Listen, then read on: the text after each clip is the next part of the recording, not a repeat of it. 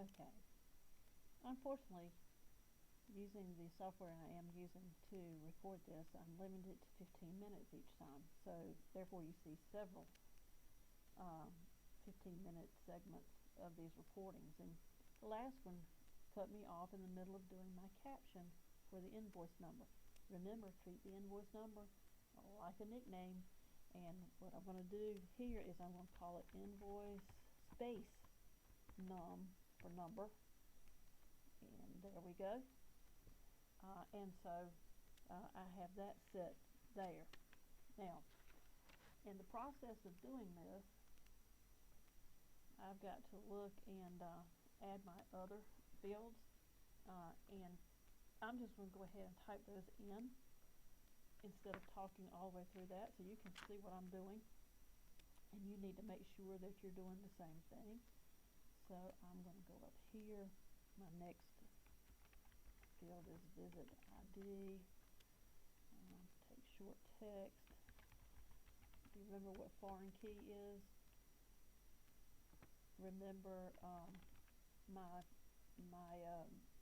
visit table uses visit ID as the primary key, but I'm going to use visit ID in my billing table as a common field. So in that one, because it can have the same value over and over again, it will be called the foreign key in that table. Okay, so we want to make sure we get that.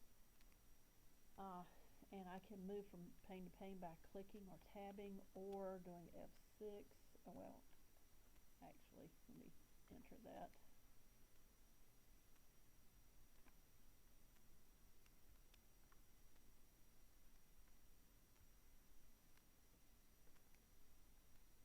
If I go here, I can go down here. And usually that's the easiest way. But pressing the F6 key helps you move from the field properties pane over to the field size property and so on. So for visit ID, we're going to make this a size 4. And I said I wasn't going to talk through this, but I find myself doing it anyway. Caption is going to be visit, if my computer will catch up with me. Okay. And let's see, go on to my next one, invoice amount, excuse me, 1M. And invoice amount is money, so I'm going to click on the list arrow and make it currency. Okay. And I've got to look at down here I've got size decimal places. It says auto. I click down here and notice that this arrow pops up.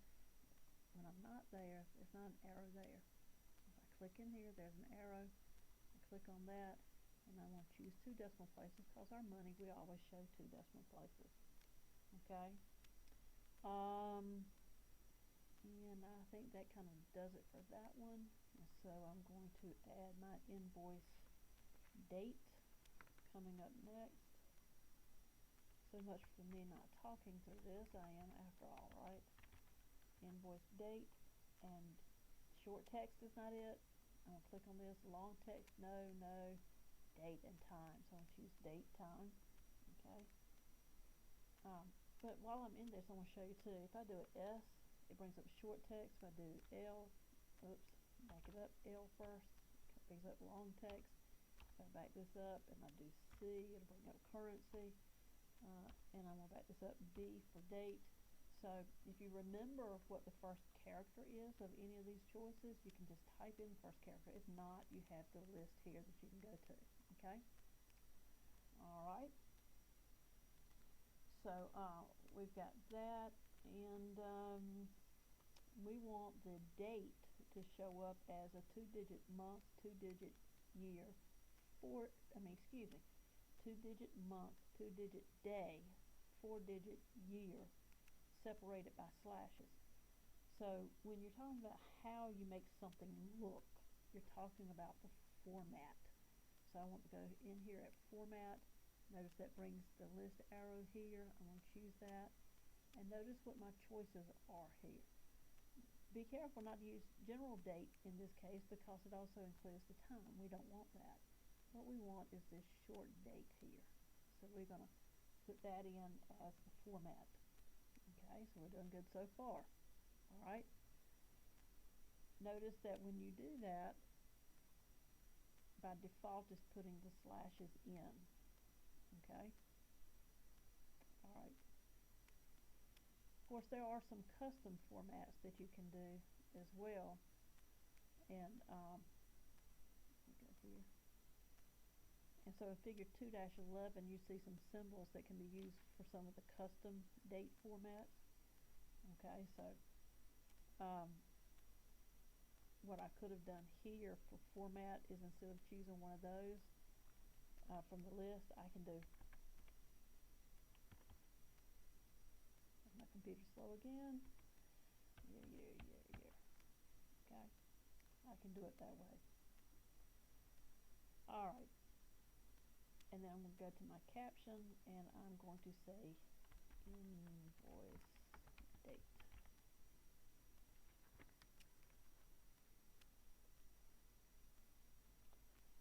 Alright, so I want to add another field, invoice paid, and that's just a yes or no. How did I get that up there? I typed the Y for yes.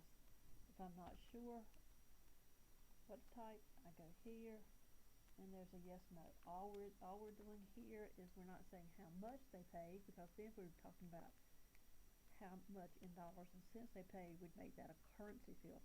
We're just wanting to know whether or not it has been paid. So that's just a yes, no, like the walk-in for the visit table. Okay. Alright, so then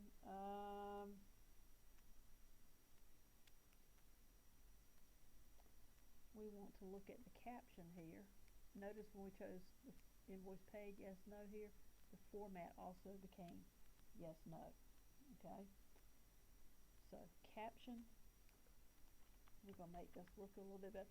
See, when you look at your report, or when you look at your data sheet view, or you look at your form view and all that kind of stuff, the caption is going to be what displays for the title of that particular item. So instead of saying, excuse me, I meant to put paid here. Instead of having invoice paid as one word, we know it's two separate words. So when it shows up on the screen in our data sheet view, or our form, or our report, or our query, and that field or that field is labeled, then we'll see it like it's a title for that field and look more professional. Okay, so we've got that. Now,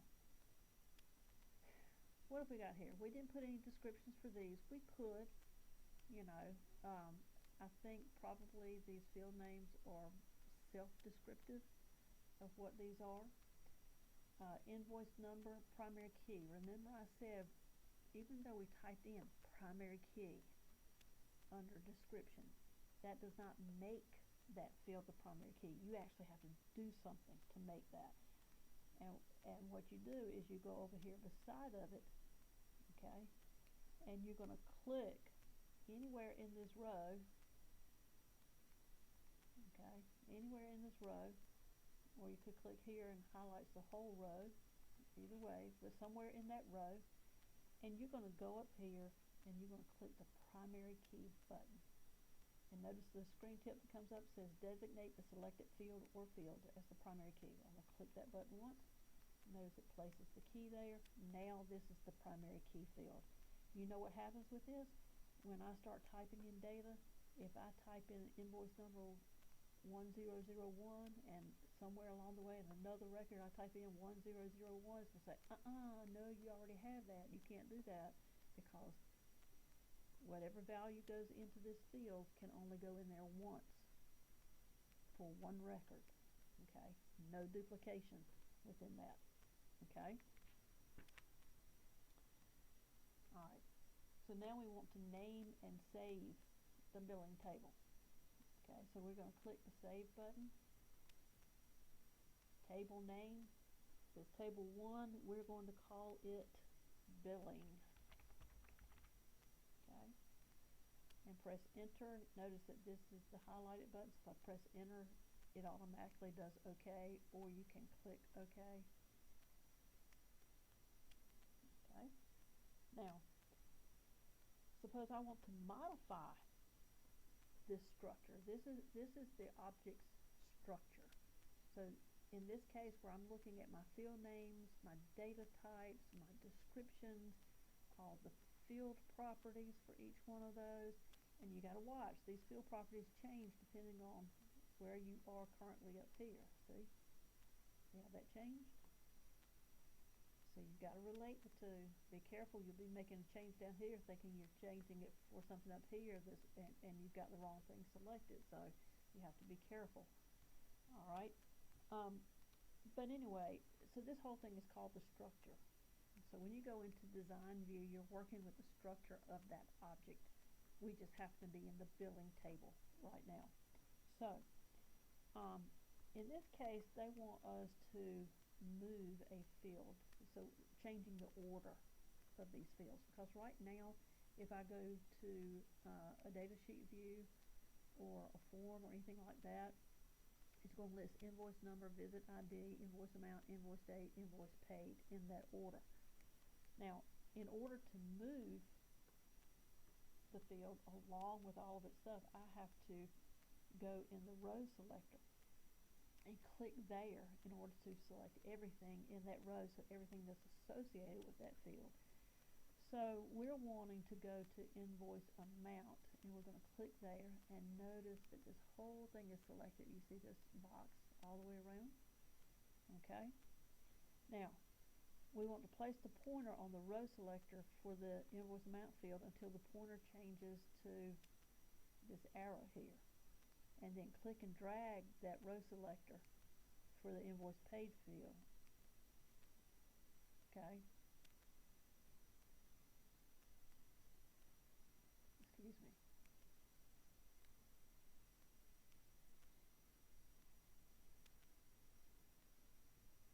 So if I do this and I drag down here,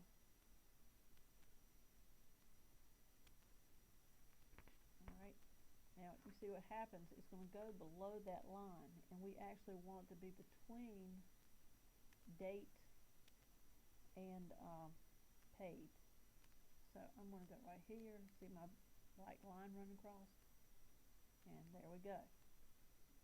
And notice that that carried all the characteristics with it. So if I go here now, currency, 2 decimal places, that's what we did. Okay. Alright, so now suppose I want to add the invoice item field to the billing table. Okay, but I want it to go below the invoice amount and before invoice paid. So now what am I going to do? Well, I'm going to click invoice paid, click that row right there, okay? And in the tools group on the design view up here, tools group, I'm going to say insert a row, and it inserts a row there. Now I'm going to undo this. Your book doesn't do this. I'm going to undo this real quick. Guess what else I could have done? I could have clicked right here, right click, and say insert row. Would have done the same thing, okay? So you got more than one way to do that. Okay, so here we're going to call this invoice item.